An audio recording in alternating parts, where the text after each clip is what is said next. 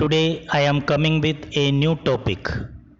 Is oxygen becoming a life saving drug?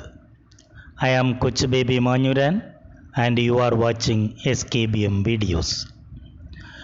Oxygen is the life sustaining gas of humans and animals. It is the basic need of human life to survive. An average adult person at rest inhales and exhales about 7 to 8 liters of air per minute.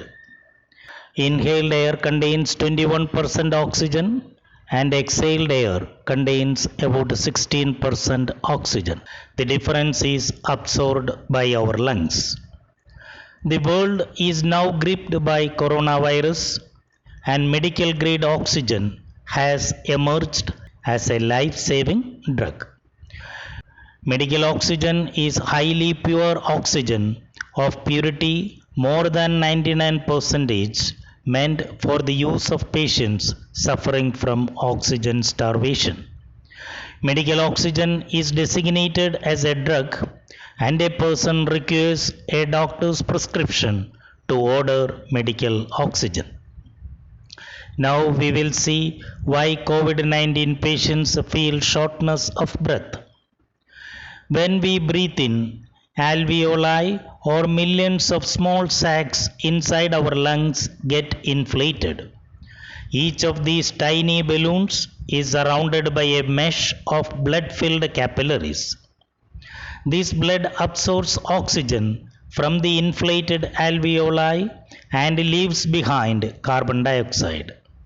But when we have pneumonia, often triggered by bacterial or viral infections, lethal inflammation and fluid buildup happens and our lungs become unable to function properly.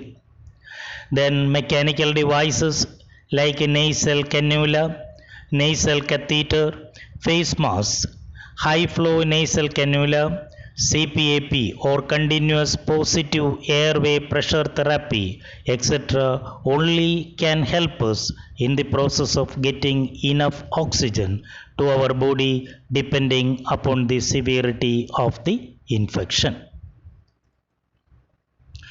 Usually doctors recommend medical oxygen supplement only when the oxygen saturation of hemoglobin in arterial blood dips below 90%. Among those who need oxygen supplement, doctors are of the opinion that some may require only 3 to 4 liters per minute when using nasal prongs or 5 to 15 liters per minute with a face mask. But there could be also patients requiring high flow nasal cannula support whose oxygen requirement could be 40 to 50 liters per minute. In such cases, a normal big oxygen cylinder of 7,000 liter capacity will serve only for a period of 2 to 4 hours depending upon the flow maintained. Now we will see how oxygen is produced artificially. First and the best option is from air separation unit or ASU. This method makes use of fractional distillation of liquefied air to produce pure oxygen.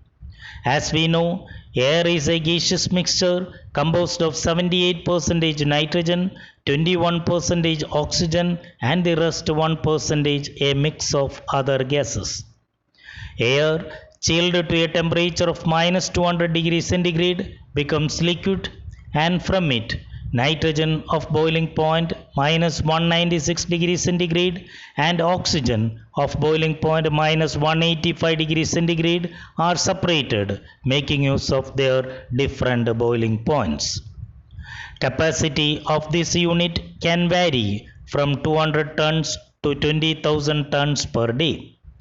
This method will enable us to get highly pure oxygen of 99.5% purity. Medical liquid oxygen so obtained are stored and transported in cryogenic containers. Word cryogenic refers to very low temperatures of less than minus 150 degrees centigrade. Second option for oxygen generation is PSA method. Hospitals can also opt for on-site generation of oxygen by PSA or pressure swing adsorption. In this method, compressed filtered air is passed through a zeolite bed. When nitrogen having more affinity gets retained in the bed, whereas oxygen streams out. This way, one can get oxygen of purity 93 plus or minus 3%. It is called pressure swing adsorption because when one column filled with zeolite gets pressurized, another gets depressurized. A third option is oxygen concentrators. An oxygen concentrator is a self-contained, electrically powered medical device designed to concentrate oxygen from ambient air. Utilizing PSA technology, an oxygen concentrator draws in air from the environment, extracts nitrogen, and produces a continuous source of 95.5% concentrated oxygen. Oxygen concentrators designed for home care or bedside use are available in models that can deliver maximum flow rates between 5 to 10 liters per minute. Coming to oxygen cylinders for medical use, in India they carry the color black cylinder with white neck, working pressure 150 kg per centimeter squared. Very commonly used ones are of sizes 1500 liter and 7000 liter capacity. Oxygen purity to be maintained is minimum 99%, carbon monoxide less than 5 ppm and carbon dioxide not more than 300 ppm. Coming to pulse oximeter, pulse oximetry is a simple method to ensure the oxygen saturation of hemoglobin in arterial blood. Pulse oximeters use the principle of differential light absorption to determine oxygen saturation level. A sensor applied to the finger transmits different wavelengths of light from LEDs through the skin and into the tissue. These wavelengths are differentially absorbed by the blood's oxyhemoglobin, which is red, and deoxyhemoglobin, which is blue.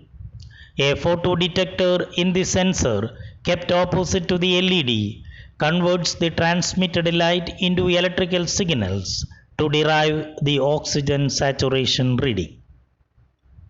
Now we are coming to the bottom line statement.